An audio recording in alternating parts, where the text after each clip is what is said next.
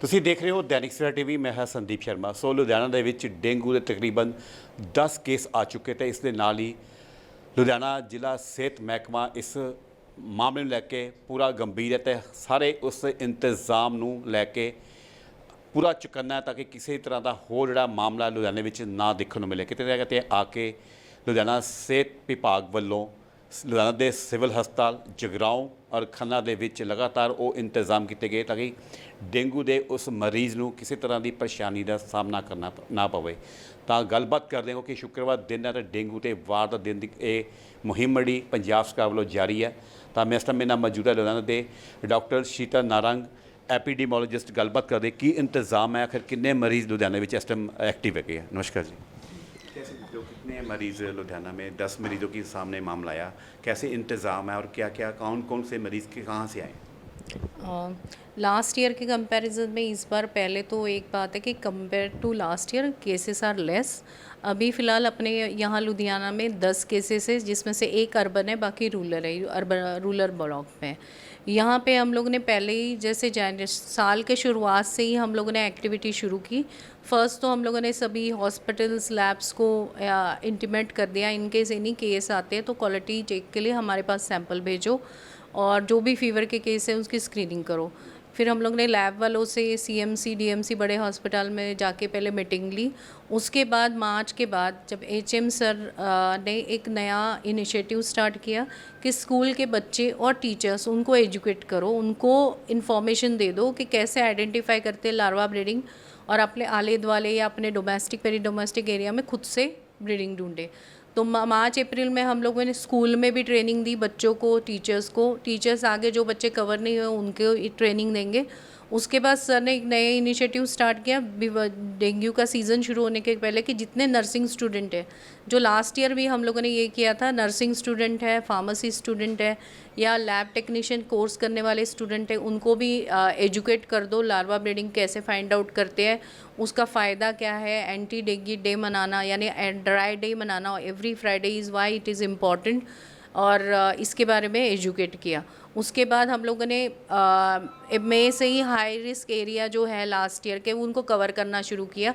हमारी anti larva scheme रहती है जो हाउस टू हाउस एक्टिविटी करती है, हर घर में जाके वो कंटेनर चेक करती है, जैसे कि प्लांट्स के पॉट है या उसके नीचे रखी हुई प्लेट है या कोई कबाड़ में सामान पड़ा है या कोई कूलर है, जैसे एसी का आउटलेट है, फ्रीज़ के पीछे कंटेनर है जहाँ पे भी पानी कलेक्ट हो सकता है।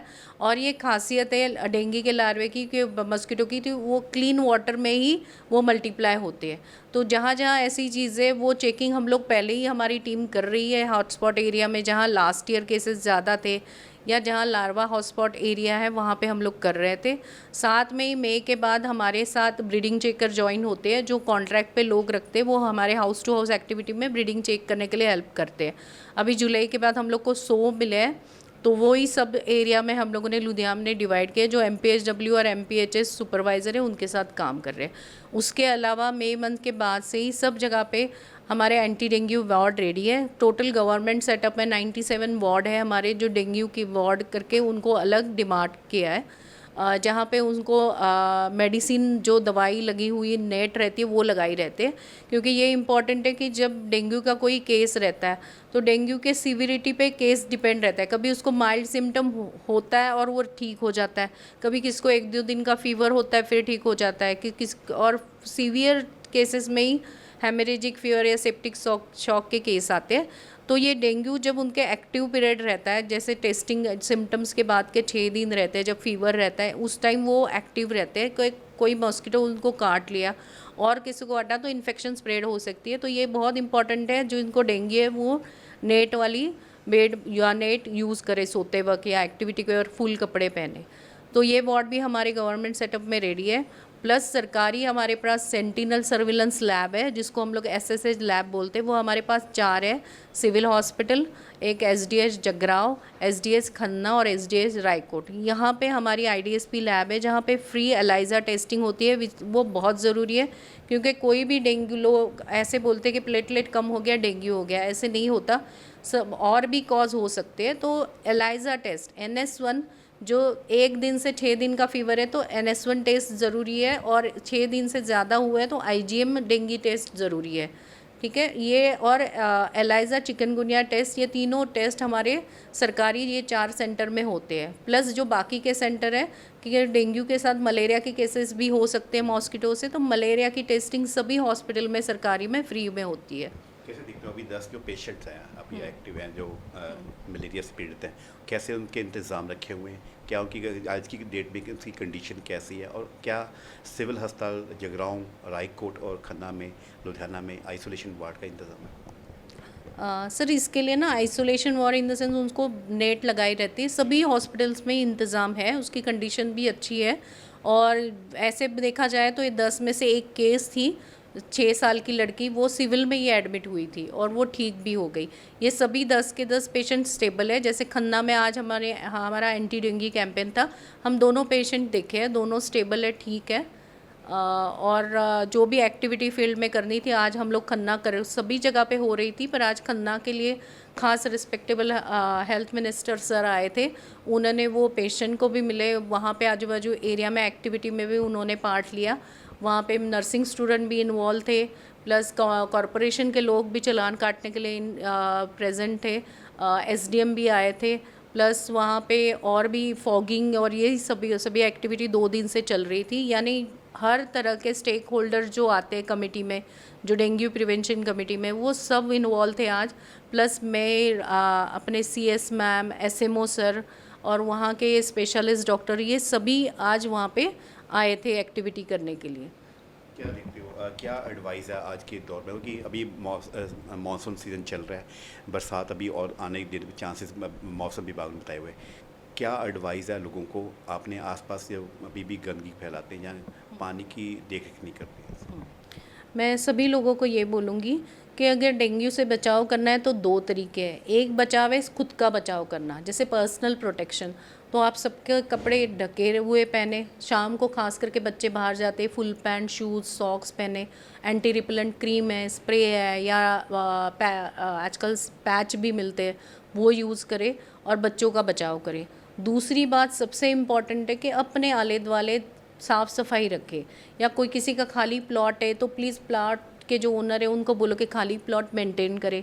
वैसे ही अपने घर में या आजू बाजू में कोई भी चीज़ें जहाँ वाटर कलेक्शन हो वो देखें, वो वहाँ पे पानी कलेक्ट होने नहीं दे। जैसे आज हम लोगों ने देखा कि कूलर पड़ा है खाली जगह में, उसमें पानी है, उसमें खास करके बर्ड्स के लिए पॉट रखे, उसमें पानी चेंज नहीं करते, चेंज करते इन द सेंस चेंज करना है, इसको वंस अ वीक साफ़ करके, घस के साफ़ करके धूप दिखानी है, फिर ही उसमें से जो भी अंडे मॉस्किटो के एग्स रहेंगे वो डिस्ट्रॉय होंगे। अदरवाइज सिर्फ पानी पूरा निकाल के दूसरा पानी भरेंगे, फिर से उसमें लार्वा पैदा होगा। तो आले दुआले की साफ़ सफाई रखो, जो भी कबाड़ खुला पड़ा है प्लीज़ बारिश के दिनों में ढक के रखो। खास करके जो टायर रहते हैं उसमें अगर पानी जमा हो तो कहाँ से वो निकलता नहीं है, तो उसमें वो बहुत डिफ़िकल्ट और कॉमन प्लेसेस है, टायर या जो भी है वो सब ढक के रखो, और जितनी साफ़ सफाई हो सकती है वो रखो।